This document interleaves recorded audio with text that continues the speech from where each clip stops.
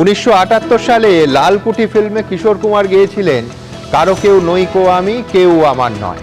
ভোটের পর যেভাবে একের পর এক নেতা অসামান্য দক্ষতায় ডিগবাজিকে ক্যাম্প বদল করছেন, তাহলে এটাই এখন কালীঘাট তৃণমূলের থিম সং হয়ে গেলে আমি একটু অবাক হব না। প্রথম প্রশ্ন, এবার মমতা বন্দ্যোপাধ্যায়ের হাত ছেড়ে ঋতব্রত ক্যাম্পে গেলেন বিজেপির প্রাক্তনী বিশ্বজিৎ দাস এবং সিপিএম এর প্রাক্তনী তাপস চট্টোপাধ্যায়। 21শে জুলাইয়ের আগেই কি সাইনবোর্ড হতে চলেছে কালীঘাট তৃণমূল? দ্বিতীয় প্রশ্ন, সবকিছুর জন্য দায়ী অভিষেক, ওকে বর্জন করুন মমতা বন্দ্যোপাধ্যায়। এবার আক্রমণের রাজীব বন্দ্যোপাধ্যায়। মমতার কাছে অভিষেক তো বাঘ, আমাদের মতো বকরিকে খেয়ে নেবে, বলছেন কৃষ্ণেন্দু নারায়ণ চৌধুরী। মমতার অভিষেক প্রীতি কি তৃণমূল ভাঙার মূল কারণ? তৃতীয় প্রশ্ন, সুখেন্দু শেখর রায় সহ 3 জনের পর সাংসদ পদে ইস্তফা কোয়েল মল্লিকের। দেখা করলেন ভূপেন্দ্র যাদবের সঙ্গে। ইস্তফা দিতে পারেন তৃণমূলের টিকিটে রাজ্যসভায় যাওয়া আরো 2 অরাজনৈতিক মুখ। এ রাজ্য থেকে রাজ্যসভার বিজেপি সাংসদ বাড়া কি শুধু সময়ের অপেক্ষা? চতুর্থ প্রশ্ন, 21শে জুলাইয়ের আগে বা পরে বিজেপির সঙ্গে মিশে যেতে পারে এনসিপিআই। রাজ্যসভা থেকে লোকসভা, তৃণমূল সহ অন্য আঞ্চলিক দলগুলোকে ভেঙে সংসদের 2 কক্ষেই 2/3 সংখ্যাগরিষ্ঠতা কি ছুঁতে পারবে বিজেপি? পঞ্চম প্রশ্ন, কারখানায় গুন্ডাগিরি করতে এলে ভেঙে গুঁড়িয়ে দেব, ইস্পাত কারখানার নতুন ইউনিটের শিলান্যাস করে হুঁশিয়ারি মুখ্যমন্ত্রী। বুদ্ধদেব ভট্টাচার্যের অপূর্ণ স্বপ্ন পূরণ করতে পারবেন শুভেন্দু অধিকারী, আশা বুদ্ধজয়া মীরা ভট্টাচার্যের। পালা বদলের পর অবশেষে বদলাবে এ রাজ্যের শিল্প মানচিত্র। তবে শুরুতেই দেখাবো 21শে জুলাইয়ের আগে আরও ফাঁকা হলো কালীঘাট ক্যাম্প। মমতা বন্দ্যোপাধ্যায়ের হাত ছেড়ে ঋতব্রত ক্যাম্পে যোগ দিলেন 2 প্রাক্তন বিধায়ক। দেখুন, বর্ষা আসতেই শুরু হয়েছে ভয়াবহ ভাঙন। নদীতে নয়, কালীঘাট তৃণমূলে। নদীর একপারে কালীঘাট তৃণমূল যখন ভাঙছে, তখন আরেক পার অর্থাৎ ঋতব্রত তৃণমূল বহরে ক্রমশ বাড়ছে। দলবদলের পুরনো রেকর্ড বজায় রেখে এবার ফের শিবির বদলালেন বনগাঁর প্রাক্তন বিধায়ক বিশ্বজিৎ দাস এবং রাজারহাট নিউ টাউনের প্রাক্তন বিধায়ক তাপস চট্টোপাধ্যায়। 21শে জুলাইয়ের আগে কালীঘাট তৃণমূলের ঘর আরও ফাঁকা করে শুক্রবার ঋতব্রত তৃণমূলের নাম লেখালেন তারা। আমি নিজেও ধরুন কোনো কথা বলতে যাবো, চিফ মিনিস্টারের ঘরে সে ঘরের মতো সুযোগ থাকবে। অভিষেক বন্দ্যোপাধ্যায়কে ফোন করলে সে ফোন করলে সে আমাদের এখানে একটা যুব নেতা, তিনি গিয়ে অ্যাপ্রুভ করতেন, তবে সেটা ধরা হবে। বলতে কি তৃণমূল নয়, আমি তো তৃণমূলের ঘরে এসেছি। 15 বছর আগে খুব যাতায়াত ছিল, 15 বছর সরকারে ছিলাম বলে এই ঘরে আসিনি। আবার যে লিডার আমার অপোজিশন লিডার, তার সঙ্গে আসবেটা স্বাভাবিক। কালীঘাট তৃণমূল ছেড়ে ঋতব্রত তৃণমূলে যাবার এই লাইন কি আরও লম্বা হবে? জল্পনা জোরালো করে একই দিনে ক্ষোভ উগরে দিয়েছেন কালীঘাট তৃণমূলের সাধারণ সম্পাদক রাজীব বন্দ্যোপাধ্যায়, যিনি তৃণমূল থেকে বিজেপিতে গিয়ে আবার তৃণমূলে ফিরেছিলেন। আমি দিদিকে হাত জোড় করছি যে দয়া করে আর অভিষেক বন্দ্যোপাধ্যায় করবেন না, কারণ এই অভিষেক বন্দ্যোপাধ্যায়ের জন্যই আজকে দলটার এই অবস্থা হয়েছে। এই নিয়ে অবশ্য কটাক্ষের সুর শোনা গেছে কালীঘাট তৃণমূলের গলায়। ভুবন ভ্রমিয়া শেষে আমি এসেছি তোমারই দেশে। যারা দমটা ধরে রাখতে পারছেন তারা থাকছেন, যারা দমটা ধরে রাখতে পারছেন না তারা সেই জায়গাটা আত্মসমর্পণ করে দিচ্ছেন। একটা দল হচ্ছে চটি চাটা আর একটা দল হচ্ছে বালিশ চাটা। বিশ্বজিৎ দাস ও রাজীব বন্দ্যোপাধ্যায় তৃণমূল থেকে বিজেপিতে গিয়ে আবার তৃণমূলে ফিরেছিলেন। তাপস চট্টোপাধ্যায় সিপিএম ছেড়ে এসেছিলেন তৃণমূলে। বদলের রাজ্যেও তাদের শিবির বদলও চলছেই। আশাবুল হোসেন, কৃষ্ণেন্দু অধিকারী ও রাজা চট্টোপাধ্যায়ের রিপোর্ট, এবিপি আনন্দ। গ্রিক দার্শনিক হেরাক্লিটাস বলেছিলেন, কোনো মানুষ কখনো একই নদীতে 2 বার পা ডোবাতে পারে না। কেন? কারণ নদীর জল যেমন বহমান বলে প্রতি মুহূর্তে সরে যাচ্ছে, ঠিক সেই রকম পরিস্থিতিও প্রতি মুহূর্তে পাল্টে যায়। কিন্তু এ রাজ্যের রাজনৈতিক নেতারা এখন জল টল পাল্টান না, দল পাল্টান আর শিবির পাল্টান। ঠিক যেমন 21শের বিধানসভা ভোটের আগে চার্টার্ড ফ্লাইটে তৃণমূল ছাড়ার হিড়িক পড়ে গেছিল, ঠিক তেমনই তৃণমূল ক্ষমতায় ফেরার পর হই হই করে আবার অভিষেক বন্দ্যোপাধ্যায়ের হাত ধরে তৃণমূলে ফিরে এসেছিলেন এই বিশ্বজিৎ দাস, এই রাজীব বন্দ্যোপাধ্যায়রা। আর আজ 26শের ভোটের পর তৃণমূলের গোটা জাহাজটাই যখন ডুবু, তখন স্বাভাবিকভাবেই তৃণমূলের সেই নেতা নেত্রীরা দুদ্দার করে কালীঘাট তৃণমূল থেকে হয় ঋতব্রত তৃণমূলে নয়তো এনসিপিআইতে ঝাঁপ দেবেন। এটা তো অত্যন্ত স্বাভাবিক। আবার উল্টো দিকে দেখুন, যেই এই নেতারা মুখ খুলছেন, কালীঘাট তৃণমূল তাঁদের বলছে দল বদলু। কিন্তু যখন এই নেতারাই বিজেপি বা সিপিএম থেকে দল বদলে তৃণমূলে আসছিলেন, কেউ কেউ আবার তৃণমূল থেকে অন্য দলে গিয়ে আবার তৃণমূলে ফিরছিলেন, তখন এই মমতা বন্দ্যোপাধ্যায় এবং অভিষেক বন্দ্যোপাধ্যায়ই তাকে দুহাত বাড়িয়ে উত্তরীয় পরিয়ে ফিরিয়ে এনেছিলেন সসম্মানে। তখন ওই নৈতিকতার বোধগুলোকে কি আদিগঙ্গার পাঁকে চুবিয়ে রেখেছিলেন পিসি আর ভাইপো? আমার প্রথম বক্তা আজ অধ্যাপক শুভময় মৈত্র। শুভময় দাকেও আমি একটাই প্রশ্ন জিজ্ঞেস করতে পারি, কি মাঝে মাঝে কি আপনারও গুলিয়ে যাচ্ছে আমার মতো যে কে কোন দলে আর কে কোন শিবিরে গেলেন? আমার তো রোজ গুলিয়ে যাচ্ছে। হ্যাঁ শুনবাবু, এটা কিন্তু এবং সন্ধ্যেবেলা যারা টেলিভিশন দেখছেন অনেকের সঙ্গে কথাবার্তা হয় এবং তারাও সকলে কিন্তু যে এখন কে কোথায় আছেন, যেমন আজকেও সম্ভবত মদন মিত্র কালীঘাট তৃণমূলের কোনো একটি অনুষ্ঠানে চলে গেছিলেন। এখন প্রশ্ন হচ্ছে সেই মনে রাখার দরকার আছে কিনা, এবং এইখানে সন্ধ্যেবেলা খুব তাত্ত্বিক আলোচনা না করাই ভালো, কিন্তু তার সত্ত্বেও যে আপনি হেরাক্লিটাসের কথাটা বললেন, এই ভদ্রলোক যে 500 খ্রিস্টপূর্বাব্দ সেই সময়ে যে দর্শন তার, এই যে একই নদীর জলে পা না ডোবানো, এই বিষয়টা হচ্ছে উনি একটা বহমানতার কথা বলেছেন। এই প্রি সক্রেটিস যুগে, এতটা আগে, সেই সময় একটা বহমানতার কথা বলা, এবং থাকতেন ওই তুর্কি অঞ্চলে, প্রচুর আলোচনা ছিল, এবং সেইখানে মানে প্যারাডক্সিক্যাল যে জায়গাটা, সেই কথা, যেমন ধরুন একটা রাস্তা উপরে উঠছে, আচ্ছা সেই রাস্তাটাই তো নিচে নামছে। একই রকমভাবে ধরুন মর্টালস আর ইমর্টালস, আবার ইমর্টালস আর মর্টালস, রবীন্দ্রনাথকে দেখলেই আমরা বুঝতে পারি, রবীন্দ্রনাথ নিয়ে যদি এখন অনেক সমস্যা। তারপর ধরুন মুকুল রায় যেটা বলেছিলেন, যাহা তৃণমূল তাহাই বিজেপি। এই যে প্রতিটা জিনিস, এই জায়গা যে দ্বন্দ্বের জায়গাগুলো, এই দ্বন্দ্বের জায়গা কিন্তু ভীষণভাবে পশ্চিমবঙ্গের রাজনীতিতে আছে, ভারতের অন্যান্য জায়গাতেও আছে, কিন্তু আমরা আমাদের কাজটা সবসময় দেখি। এবং এখানে বিশেষ করে যখন সিপিএম কংগ্রেসের যে রাজনীতি ছিল, সেইখানে একটা সরল রৈখিকতা ছিল যে চট করে কংগ্রেসের কোনো একটা লোক, সিপিএম তো ক্রমাগত জিতেছে কিন্তু কংগ্রেসে আসেনি, কংগ্রেস থেকে সিপিএমে আসেনি বা সিপিএম নেয়নি, তৃণমূল আর বিজেপি, তৃণমূল ক্ষমতায় আসার পর থেকে এই সংস্কৃতি শুরু হয়েছে। অর্থাৎ হেরাক্লিটাস যে কথা বলেছিলেন, সেই জায়গাটা তৃণমূলের যে রাজনীতি, তার সঙ্গে যদি দার্শনিকতার তুলনা করা হয়, সেই জায়গায় একেবারে মিলেমিশে গেছে। আপনি কয়েকটা উদাহরণের মধ্যে আসি, এই যে ঋতব্রত বাবু বিজেপির সঙ্গে মিলেমিশে কাজ করছেন, এই আলোচনাটা আমাদের সামনে আসছে। শুভেন্দু বাবুর সঙ্গে দিল্লিতে স্বল্প সময়ের জন্য দেখা করেছিলেন, ফিরে এলেন, সবাইকে ডাকলেন, একসঙ্গে দল করে ফেললেন। এবার এটা প্রমাণ হবে কি করে যে ঋতব্রত বাবু সত্যিই যে বিজেপির সঙ্গে কাজ করছেন মিলেমিশে, এই জিনিসটা প্রমাণ হবে কি করে? তিনি তো যে বিধায়কের সংখ্যা দিয়ে সঠিকভাবেই পশ্চিমবঙ্গের বিরোধী, ফলে এই দ্বন্দ্বের জায়গাটা আসছে। দ্বিতীয় হচ্ছে দুর্নীতি এবং প্রশাসনিক ব্যর্থতা নিয়ে তো বারবার কথা আসছে। কালীঘাট তৃণমূলের বিরুদ্ধে যখন ঋতব্রতবাবু কথা বলছেন, তখন বলছেন দুর্নীতি বা প্রশাসনিক ব্যর্থতা। এখানে তাদের দলের মানুষরাই তো আগে প্রশাসন চালিয়েছেন, ফলে তারা এই যে প্রশ্ন বলছেন, এখানেও কিন্তু ইনক্লুডিং হিমসেলফ, একদম নিজেই ছিলেন, একদম নিজে অনেক দায়িত্বে ছিলেন। 3 নম্বর, এবং সবসময় অভিষেক বাবুর দিকে আঙুল দেখাচ্ছেন। অবশ্যই অভিষেক বাবুর বিরুদ্ধে প্রচুর অভিযোগ আছে, কিন্তু একই সঙ্গে এমন তো নয় যে দুর্নীতি বা দুর্বৃত্তায়নের অভিযোগ তৃণমূল কংগ্রেসের যারা ঋতব্রত বাবুর শিবিরে গেছেন তাদের বিরুদ্ধে নেই। এবার আমি যেটা দিয়ে শেষ করবো এই দ্বন্দ্বের জায়গাটা, সেটা হচ্ছে বিজেপি কেন নিচ্ছে। বিজেপির একটা কেন্দ্রীয় দায়বদ্ধতা আছে, যেখানে 2/3, এবার 2/3 করার একটা দ্রুততা দরকার।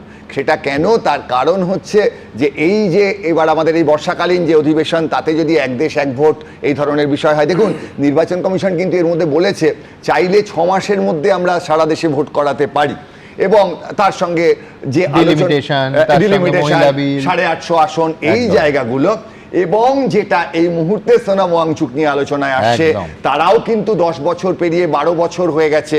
একটা তো এই যে আমরা বলি প্রতিষ্ঠান বিরোধিতার জায়গা তৈরি হচ্ছে, সেই জায়গায় দাঁড়িয়ে কিন্তু উপরন্তু ব্যর্থতাও আছে, এই যে গান্ধীর ব্যাপারটা, অর্থাৎ হেরাক্লিটাসের যে বক্তব্য, আজকের কেন্দ্রের বিজেপি সরকারেরও একটা হয়তো বিরাট প্রয়োজন আছে সম্পূর্ণভাবে তৃণমূলটাকে গ্রাস করে নেয়ার, সেজন্যই তারা হয়তো এটা করছেন।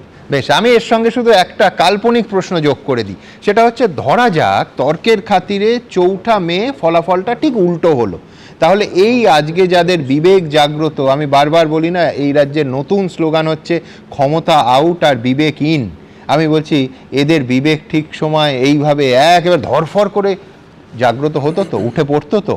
এই প্রশ্ন রইল। কিন্তু এখানে দেখাবো যে যারা আজকে দলবদল করছেন বা অন্য সুরে কথা বলছেন বা অন্য সুরে কথা বলে দলবদল করার কথা ভবিষ্যতে ভাবছেন, তারা আগে কি বলতেন, বর্তমান এবং অতীত আর একটু অতীত একেবারে পাশাপাশি 3টে ছবি দেখুন। আমার রাজনৈতিক জীবন বলুন, পরিবার বলুন, সব কিছু কীভাবে নষ্ট করেছে এই অভিষেক বন্দ্যোপাধ্যায়। একজনের সঙ্গে একজনের লড়াই করে দেওয়া, এটা নিয়ে খুবই অসন্তুষ্ট ছিলাম। ক্ষমতার পলেস্তরা খসে পড়তেই তৃণমূলের দৈন্য চেহারা প্রকট হয়েছে। একসময় যে দল বিরোধীদের ভাঙাতো, আজ সেই দল ছাড়ার ধুম পড়ে গেছে। লোকসভা, রাজ্যসভা থেকে বিধানসভা, সর্বত্রই শুধু ভাঙনের সুর। শুক্রবার বিধানসভায় গিয়ে ঋতব্রত তৃণমূলের নাম লেখালেন তাপস চট্টোপাধ্যায়, বিশ্বজিৎ দাস। একই দিনে ক্ষোভ উগরে দিয়ে শিবির বদলের জল্পনা উস্কে দিলেন কালীঘাট তৃণমূলের রাজ্য সাধারণ সম্পাদক রাজীব বন্দ্যোপাধ্যায়ও। এই তিনজনের কারো ক্ষেত্রেই অবশ্য শিবির বদল নতুন নয়, কেউ কেউ তো একাধিকবারও দল বদলে ফেলেছেন। 2015 সালে সিপিএম ছেড়ে তৃণমূলে যোগ দেন রাজারহাট গোপালপুরের প্রাক্তন পুরপ্রধান তাপস চট্টোপাধ্যায়। এরপর 2021 সালের বিধানসভা নির্বাচনে রাজারহাট নিউটাউন কেন্দ্র থেকে বিধায়ক হন।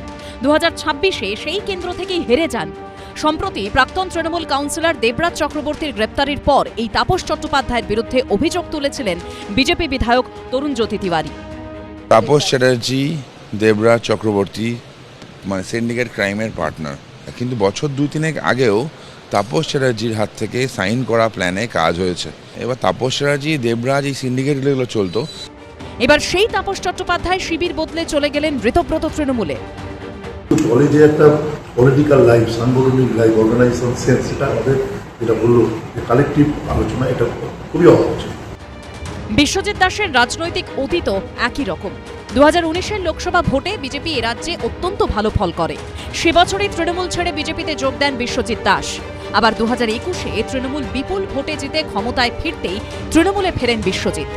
কোনো জনপ্রতিনিধির মনে হয় কাজ করবার জন্য, তাহলে মমতা বন্দ্যোপাধ্যায়ের বিকল্প এই মুহূর্তে সারা পশ্চিমবাংলা কেন, সারা ভারতবর্ষের বুকে নেই। এবার তৃণমূলের ভরাডুবির পর শিবির বদলের হিড়িকে সেই বিশ্বজিৎ দাস কালীঘাট তৃণমূল থেকে যোগ দিলেন ঋতব্রত তৃণমূল শিবিরে। As a leader, opposition leader, Trinamool Congress আমার পার্টির, আমি লিডারের সঙ্গেই আছি। কম যান না রাজীব বন্দ্যোপাধ্যায়ও। ডোমজুর থেকে তৃণমূলের দুবারের বিধায়ক রাজীব বন্দ্যোপাধ্যায় 2021-এর বিধানসভা ভোটের আগে 29শে জানুয়ারি বিধায়ক পদ থেকে ইস্তফা দেন। কৃতজ্ঞতা জানাই আজকে আবার আমার দলনেত্রীকে। মাননীয় নেত্রী আমার কাছে একজন মাদার ফিগার, সুতরাং তিনি আমায় সুযোগ করে দিয়েছেন, তার কাছে আমি চিরকৃতজ্ঞ। এবং তার ছবি যেমন আমার মাথার পিছনে থাকে, নিশ্চিতভাবে তার ছবি আমি সাথে নিয়ে বেরিয়েছি, তার ছবি আমার সাথেই থাকবে। কিন্তু পরদিনই চার্টার্ড ফ্লাইটে দিল্লি গিয়ে অমিত শাহর হাত ধরে বিজেপিতে যোগ দিয়েছিলেন। কিন্তু বিজেপির টিকিটে বিধানসভা ভোটে লড়েও ডোমজুর থেকে হেরে যান। 9 মাসের মাথায় ব্যাক টু টিএমসি। ত্রিপুরায় অভিষেক বন্দ্যোপাধ্যায়ের হাত ধরে তৃণমূলে ফেরেন। 2026-এ ডেবরা থেকে লড়ে হেরে যান। দলের ভরাডুবির পর তাকে রাজ্য সাধারণ সম্পাদকের পদ দেন মমতা বন্দ্যোপাধ্যায়। সেই রাজীব বন্দ্যোপাধ্যায় শুক্রবার ক্ষোভ উগরে দিলেন। আজকে এই দলের ভরাডুবির জন্য কেউ দায়ী না, একজনই দায়ী, তার নাম হচ্ছে অভিষেক বন্দ্যোপাধ্যায়। সব মিলিয়ে 21শে জুলাইয়ের আগে ক্রমশ খালি হচ্ছে মমতা বন্দ্যোপাধ্যায়ের কালীঘাট শিবির। কৃষ্ণেন্দু অধিকারী ও গৌতম মণ্ডলের রিপোর্ট, এবিপি আনন্দ। দেখুন, প্রবাদে বলে অতি ভক্তি চোরের লক্ষণ, কিন্তু এ রাজ্যের মহামহিম নেতানেত্রীরা সিংহাসনে আসীন অবস্থায় ওই সাষ্টাঙ্গে প্রণাম পেতে পেতে এমন অভ্যস্ত হয়ে যান যে সাধারণভাবে তারা সমালোচকদের জেলে পড়েন আর স্তুতিকারদের পুরস্কারে পুরস্কারে ভরিয়ে দেন। ঠিক যেমন আজ যে দুজন নেতা কালীঘাটের পাট চুকিয়ে ঋতব্রত শিবিরে তাদের নতুন ইনিংস শুরু করতে চলেছেন, তারা পূর্বাশ্রমে থাকার সময় এই মমতা বন্দ্যোপাধ্যায়ের সম্পর্কে কি বলেছিলেন সেটা আপনাদের দেখাবো। তবে আপনাদের বিনোদনের কোটাটা অসম্পূর্ণ থেকে যাবে যদি না যার শিবিরে তারা যোগ দিলেন সেই ঋতব্রত বন্দ্যোপাধ্যায়ের মমতা বন্দ্যোপাধ্যায় সম্পর্কে ঠিক কী বলেছিলেন সেটা না দেখাই। এই অনুষ্ঠানে পর পর সব দেখাবো। আমি প্রথমে দেখাবো বিশ্বজিৎ দাস, ধরাধামে একমাত্র ব্যক্তি যিনি টিভি সিরিয়ালের পর্দায় নয়, রানী রাসমণিকে দেখেছিলেন মমতা বন্দ্যোপাধ্যায়ের মধ্যে। ভাবুন, দেখুন। আগামী 100 বছরেও মানুষের মনের মণিকুঠায় মমতা বন্দ্যোপাধ্যায় থাকবে। রানী রাসমণি যেভাবে রয়েছেন, আগামী 100 বছরেও মানুষের মনের মণিকুঠায় মমতা বন্দ্যোপাধ্যায় থাকবে। রানী রাসমণি যেভাবে রয়েছেন। এবার আসুন তাপস চট্টোপাধ্যায়ের কথায়। 3 দশক সিপিএম করার পর দল ছাড়ার সময় 2015 সালে দ্য টেলিগ্রাফ পত্রিকাকে বলেছিলেন কোট আনকোট, মমতাদির মধ্যে আমি বাম আদর্শকে খুঁজে পাই। মমতা বন্দ্যোপাধ্যায় এবং জ্যোতি বসুর কাজের ধরন সম্পূর্ণ একই রকম। ভাবুন একবার। আচ্ছা, এবার আসি রাজীব বন্দ্যোপাধ্যায়ের কথায়। আজ তার জ্ঞান চক্ষু উন্মিলিত হইয়াছে। তিনি নিজের মা এবং স্ত্রীর মৃত্যুর জন্য অভিষেক বন্দ্যোপাধ্যায়কে দায়ী করছেন এবং বলছেন তার পারিবারিক জীবনও নাকি অভিষেক বন্দ্যোপাধ্যায় শেষ করেছেন। কিন্তু তিনি তো মমতা বন্দ্যোপাধ্যায়ের মধ্যেই নিজের মাকে খুঁজে পেতেন, কখনো নিজের দ্বিতীয় মাকে, কখনো ভারতবর্ষের মাকে। 2021 সালের 31শে অক্টোবর যেদিন বিজেপি থেকে তৃণমূলে গেছিলেন, রাজীব বন্দ্যোপাধ্যায় বলেছিলেন আগামীকালে শুধু বাংলার নয়, ভারতবর্ষের মা, ভারতবর্ষের দেবী হবেন মমতা বন্দ্যোপাধ্যায়, আর আমাদের নেতা হবেন অভিষেক বন্দ্যোপাধ্যায়। একবার দেখে নি, মনে করিয়ে দিই আপনাদের, দেখুন। আগামী দিনে শুধু বাংলা না, ভারতবর্ষের মা, ভারতবর্ষের দেবী হবেন মমতা বন্দ্যোপাধ্যায়, আর আমাদের নেতা হবেন অভিষেক বন্দ্যোপাধ্যায়। আগামী দিনে শুধু বাংলা না, ভারতবর্ষের মা, ভারতবর্ষের দেবী হবেন মমতা বন্দ্যোপাধ্যায়, আর আমাদের নেতা হবেন অভিষেক বন্দ্যোপাধ্যায়। এবার দেখাবো এই দুজন যা শিবিরে যোগ দিলেন, সেই ঋতব্রত বন্দ্যোপাধ্যায় বলেছিলেন, হ্যাঁ, নিজ মুখে 2025 সালের 14ই অক্টোবর বলেছিলেন কোট আনকোট শ্রী চৈতন্যদেবের উত্তরাধিকার মমতা বন্দ্যোপাধ্যায়ের হাতে সুরক্ষিত। তবে আমার আজও মনে আছে সেদিনও এই অনুষ্ঠানে আমি বলেছিলাম ঋতব্রত বন্দ্যোপাধ্যায়ের চৈতন্য হোক। যাই হোক, দেখে নিই একবার। আপনি যদি আমায় জিজ্ঞাসা করেন যে বাংলার অবিরাম যাত্রার চির সংঘর্ষে চৈতন্যের উত্তরাধিকার কার হাতে সুরক্ষিত, আমি বলবো মমতা বন্দ্যোপাধ্যায়ের হাতে সুরক্ষিত। আপনি যদি আমায় জিজ্ঞাসা করেন যে বাংলার অবিরাম যাত্রার চির সংঘর্ষে চৈতন্যের উত্তরাধিকার কার হাতে সুরক্ষিত, আমি বলবো মমতা বন্দ্যোপাধ্যায়ের হাতে সুরক্ষিত। এবার আসবো আমার পরের বক্তার কাছে, কালীঘাট তৃণমূলের প্রতিনিধি অনির্বাণ। দেখুন, আজ যারা মুখ খুলছেন তাদেরকে মমতা বন্দ্যোপাধ্যায় সম্পদ মনে করেছিলেন, এত বড় সম্পদ যে দল ছেড়ে অন্য দলে গেলেও পরে আবার তাকে দলে ফিরিয়ে নিয়েছেন। অনির্বাণ, এখন প্রায়শ্চিত্ত করতে ঠিক কেমন লাগছে?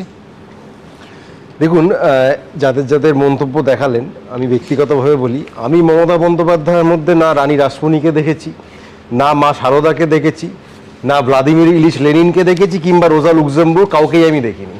আমি তার মধ্যে এক এবং একমাত্র মমতা বন্দ্যোপাধ্যায়কেই দেখেছি। সেই জন্যই তুমি টিকে গেছো।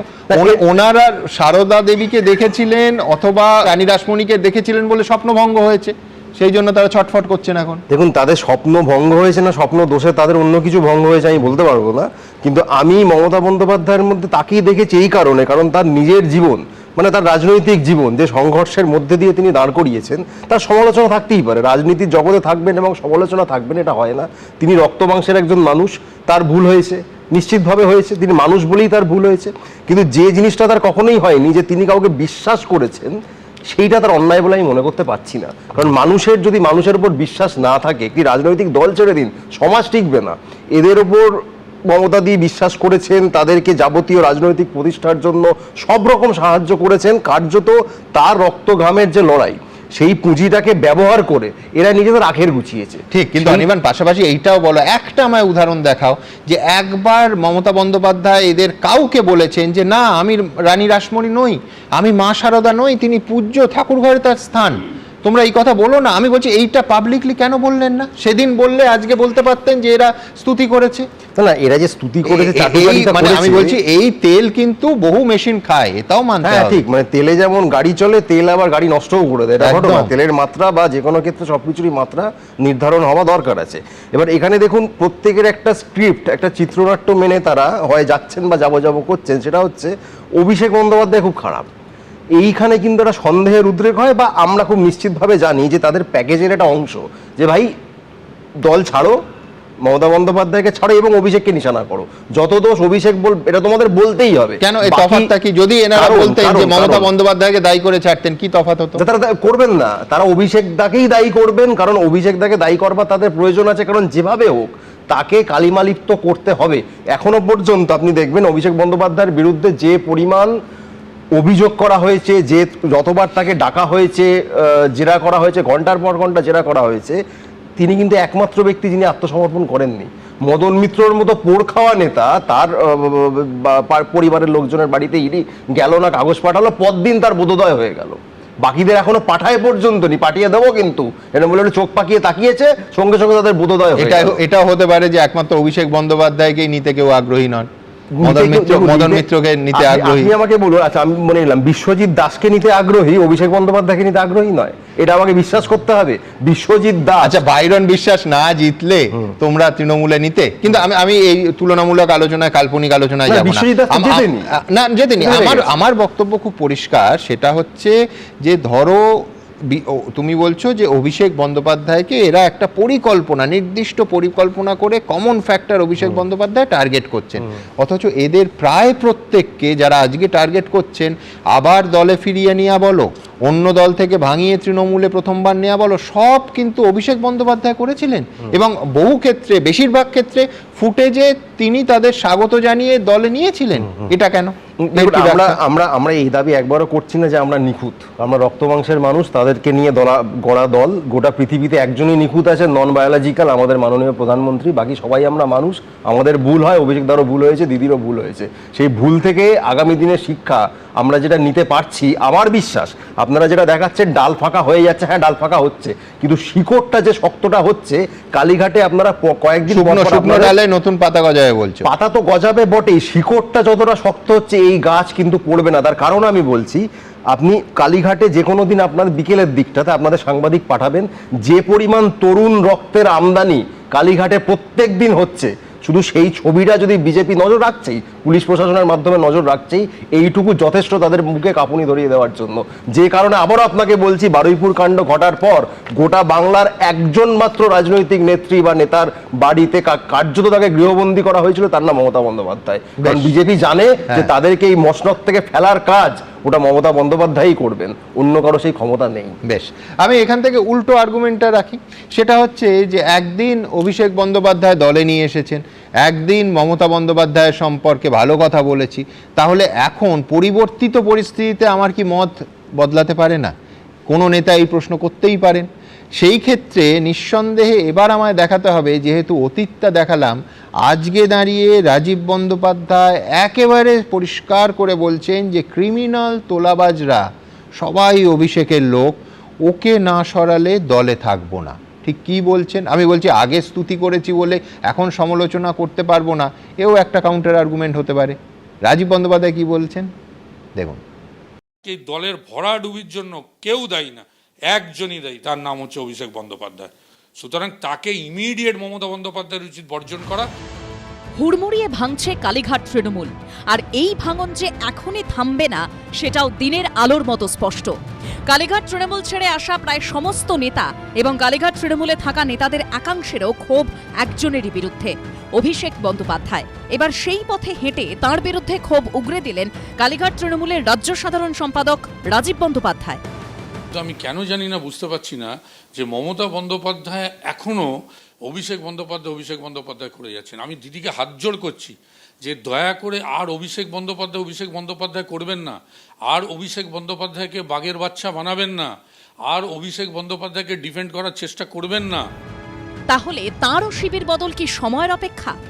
অভিষেক বন্দ্যোপাধ্যায়কে বর্জন করার মানে কথা বলছেন আপনি মমতা বন্দ্যোপাধ্যায়ের কাছে, এটা যদি না হয় তাহলে কি আপনি এই পদ থেকে ছেড়ে দেবেন? ডেফিনেটলি আমাকে তাহলে সিদ্ধান্ত নিতে হবে। মমতা অভিষেকের সঙ্গে থাকা যায় না বলেই সেটা কেউ আগে বুঝেছে, কেউ পরে বুঝেছে। সেক্ষেত্রে আমি কতটা খাঁটি, কতটা সঠিক, কতটা ঠিক, সেটা নিশ্চয়ই আজকে সবাই উপলব্ধি করছে, বুঝছে। শুধু অভিষেক বন্দ্যোপাধ্যায়ের বিরুদ্ধে ক্ষোভ উগরে দেওয়াই নয়, সেই সঙ্গে মুখ্যমন্ত্রী শুভেন্দু অধিকারীর প্রশংসাও করেছেন রাজীব বন্দ্যোপাধ্যায়। আজকে এই অভিষেক বন্দ্যোপাধ্যায়কে তো যুবর দায়িত্ব দেওয়ার জন্য এই শুভেন্দু অধিকারীকে তাড়িয়ে দেওয়া হয়েছিল। আগে অন্য কাউকে করা হলো যাতে লাইনটা পরিষ্কার করা যায়। আজকে শুভেন্দু অধিকারী, আমি তো বলবো বরঞ্চ আজকে ভালো হয়েছে, সাপে বড় হয়েছে যে আজকে শুভেন্দু অধিকারী রাজ্যের মুখ্যমন্ত্রী হয়েছে, তার যোগ্যতা ছিল, সে রাজ্যের মুখ্যমন্ত্রী হয়েছে। রাজীব বন্দ্যোপাধ্যায় নাম বলতেও আমার খারাপ লাগে, তাৎপর্যহীন লোক। এইসব লোক শুধু ব্যক্তি স্বার্থে তারা এদিক ওদিক করে, থাকলো না থাকলো কি আশা করে। সম্প্রতি কালীঘাট তৃণমূলের ভিতরে থেকে অভিষেক বন্দ্যোপাধ্যায়ের বিরুদ্ধে সরব হয়েছিলেন কল্যাণ বন্দ্যোপাধ্যায়। এবার সরব হলেন এখনও কালীঘাট তৃণমূলে থাকা আরেক নেতা রাজীব বন্দ্যোপাধ্যায়ও। কৃষ্ণেন্দু অধিকারী, উজ্জ্বল মুখোপাধ্যায় ও আশাবুল হোসেনের রিপোর্ট, এবিপি আনন্দ। দেখুন, এটা ঘটনাচক্রে কিনা জানি না, নিঃসন্দেহে রাজীব বন্দ্যোপাধ্যায়ের বিবেক জেগে উঠেছে, তার পেছনে ওই একই ফ্রেমে স্বামী বিবেকানন্দের ছবি দেখলাম। তবে ওটাকে আমি একেবারে আক্ষরিক অর্থে ধরবেন না, বিবেক তার জেগে উঠেছে, আর বিবেকানন্দের নাম বিবেক। রসিকতা থাক। দেখুন, কেন্দ্রীয় স্বরাষ্ট্রমন্ত্রী অমিত শাহর একটা জাতীয় প্রবাদে পরিণত হওয়া বাক্য আছে, মনে আছে আপনাদের? ক্রনোলজি কো সমঝিয়ে। সেই ক্রনোলজিটা যদি বুঝি তাহলে একটু কষ্ট করে বুঝলে দেখা যাচ্ছে প্রথমে তৃণমূলের বিদ্রোহী লোকসভার সাংসদরা স্পিকারের কাছে যাওয়ার আগেও শটান পৌঁছে গেলেন কোথায়? ভূপেন্দ্র যাদবের বাসভবনে। তারপর গতকাল কোয়েল মল্লিকও পদত্যাগপত্র পাঠিয়েই পৌঁছে গেলেন শটান সেই একই লোকেশানে ভূপেন্দ্র যাদবের বাড়ি। শোনা যাচ্ছে রাজ্যসভায় তৃণমূলের আরও দুজন অরাজনৈতিক সাংসদ, তারাও নাকি এবার দল ছাড়ার পথে। তবে জল্পনা তুঙ্গে আর একটা সম্ভাবনা নিয়ে। আজ থেকে পাক্কা এক সপ্তাহ আগে এই অনুষ্ঠানে যা আপনাদের জানিয়েছিলাম, 20শে জুলাই অথবা 22শে জুলাই এনসিপিআই এর গোটাটা অথবা একটা বড় অংশ নাকি জোর তদবির করছে সরাসরি বিজেপিতে মিশে যাওয়ার। এই কথা সত্যি কিনা একমাত্র আমাদের মধ্যে বলতে পারেন স্বপনদা। অর্থাৎ স্বপনদারা মুখে যাই বলুন যে বিজেপির কোনো মূল্যে তৃণমূলীকরণ হবে না, তারা করবেন না, গোটা তৃণমূলটাকে গিলে ফেলতেও বোধহয় বিজেপির এখন আর কোনো আপত্তি নেই। সংখ্যা বড় দায়, বলুন স্বপনদা। সুমন, তুমি লালকুটি সিনেমার গান দিয়ে শুরু করেছিলে। আমি এই মুহূর্তে কালীঘাটে এক শিল্পী থাকতেন, তার একটা গানের একটা অংশ আমি তোমাকে বলতে চাই। কিরকম? এই গানটা লিখেছিলেন পুলক বন্দ্যোপাধ্যায়। কেউ তো আপন হলো না, কেউ তো পাশে এসে দাঁড়ালো না, আপন ভেবে যাদের আমি বুকের মাঝে জড়িয়ে নিলাম, তারা শুধু কাঁটার মালা আমার গলায় পরিয়ে দিল। সুমনদা গেয়ে শোনা। আমাকে তোমরা সবাই পথের পথিক বলো।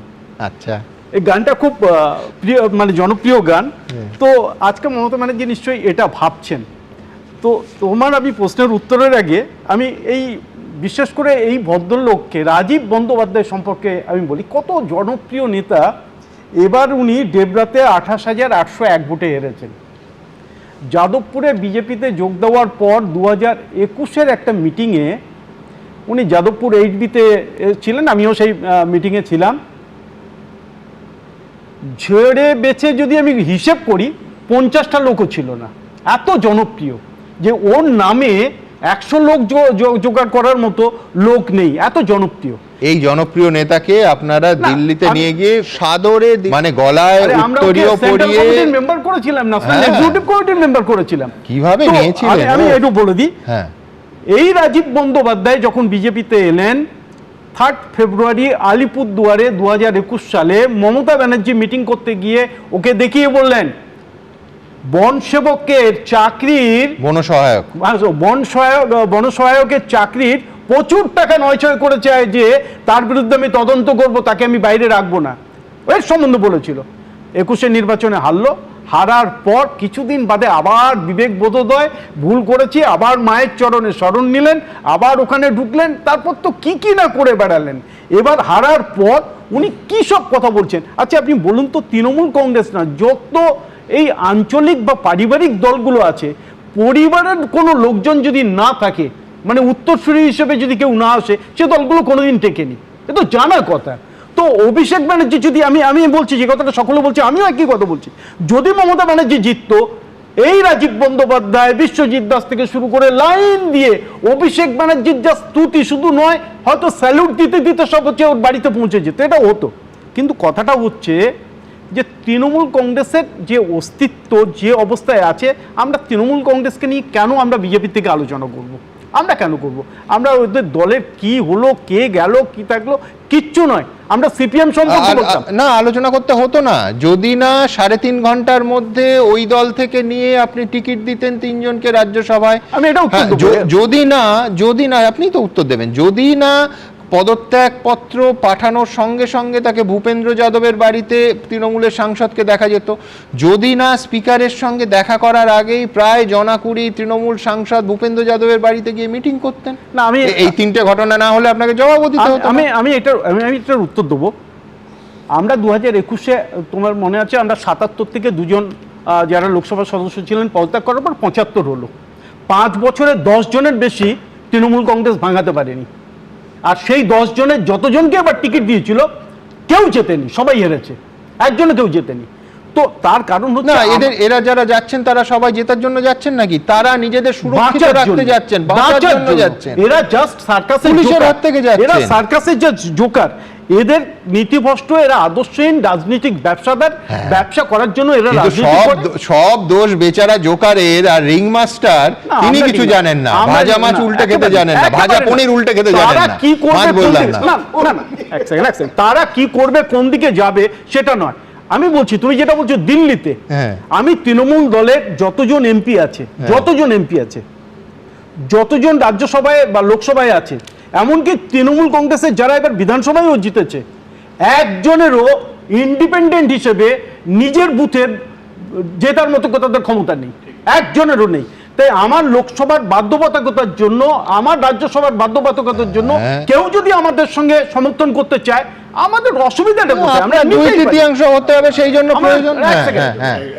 এক সেকেন্ড, আমার নিতে আমাদের অসুবিধা কিছু নেই, কিন্তু পশ্চিমবাংলার বিধানসভার ক্ষেত্রে যদি আমি বলি, আমরা 2008-এর আগে দাদা আপনার নিতে অসুবিধা নেই, আমাদের দেখতেও অসুবিধা ছিল না যদি সংকল্পপত্রে বলে দিতেন কি কি ক্রাইটেরিয়া থাকলে একজন মানুষ ভালো তৃণমূল হতে পারে, আর কি কি ক্রাইটেরিয়া থাকলে একজন মানুষ খারাপ তৃণমূল হতে পারে। আপনি বলবেন সুকান্ত মজুমদার ভোট প্রচারে বললেন প্রকাশ চিক বড়াই হচ্ছে গরু পাচারকারী, তাকেই তো রাজ্যসভায় পাঠাচ্ছেন, তাহলে কে ঠিক? সুকান্ত মজুমদার মিথ্যে বলে একজন মন্ত্রী, তিনি ওখানে গেছেন, ওখানকার যে ইনফরমেশন ওর কাছে তুলে দেওয়া হয়েছে তার ভিত্তিতে বলেছেন।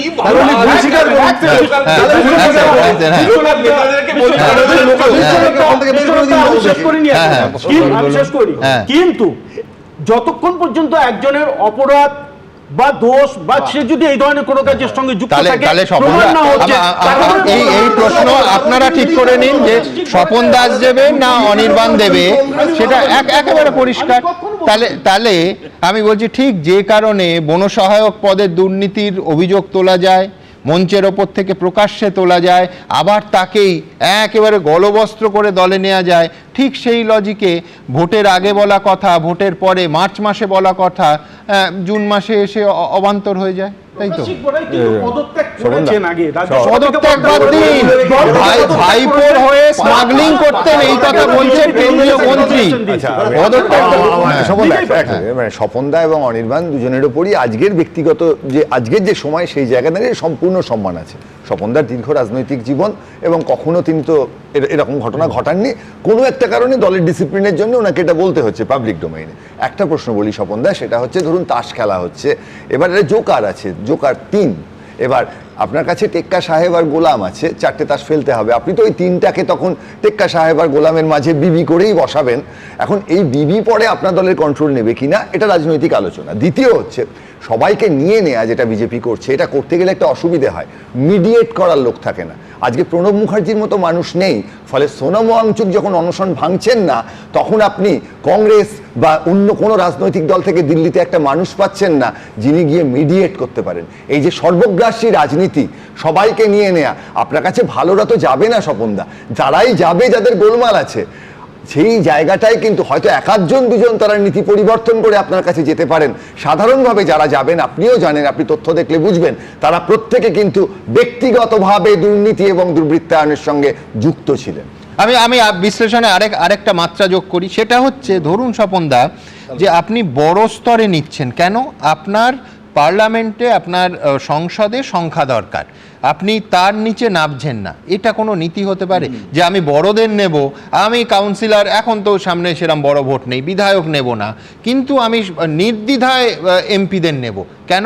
আমার পার্লামেন্টে 2/3 লাগবে না। আমার লোকসভাতে এনডিএ 300-র উপর সদস্য আছে, কিন্তু এককভাবে বিজেপির আমাদের দলের মাত্র 240 জন।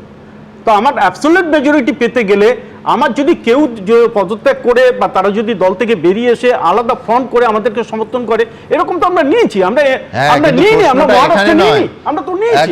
প্রশ্নটা হচ্ছে যে যাদের বিরুদ্ধে যা অভিযোগ, ভোটের আগে কয়েক সপ্তাহ আগে যাদের বিরুদ্ধে বিজেপি যা বলেছে, সেই তদন্তগুলো থমকে যাবে কিনা। এখনো পর্যন্ত সেই তদন্ত চলছে, এমনকি দল বদলের পরেও দ্রুতগতিতে চলছে। এই রকম ইঙ্গিত, এই রকম বিজেপির দিক থেকে সুসংবাদ কিন্তু আমাদের সামনে অন্তত আসেনি। সেইখানে মূল প্রশ্নটা।